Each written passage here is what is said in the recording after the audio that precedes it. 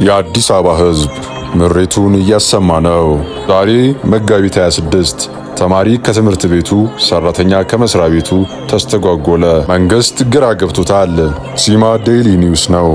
ዛሬ መጋቢት 26 ወትሮ በታክሲ ጦት የተማረረው የአዲስ አበባ ሕዝብ ነዋሪ ዛሬ ምን ተፈጥሯል? ታክሲዎችስ የት ገቡ?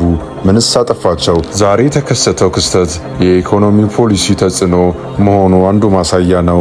አገልግሎት በሚሰጡበት ሰዓት ረጃጅም የነዳጅ ሰልፍ መጠቀም በመገደዳቸው አገልግሎቱን ለፈላጊው ህብረተሰብ በጣም እንዲስተጓጎል አድርጎታል።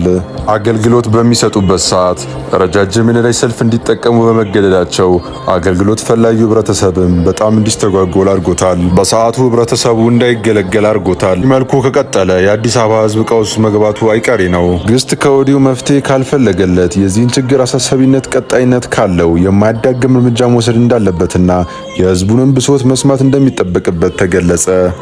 ፈጣሪ ኢትዮጵያና ህዝቦቿን ይባርክ ብለን ተሰናበትን። ሰብስክራይብ፣ ሼር እና ላይክ በማድረግ ቤተሰብ ይሁኑ። አዳዲስ መረጃዎች እንዲደርሱትም ደውለን በመጫን ቤተሰብ ይሁኑ። ቸር ያሰማ።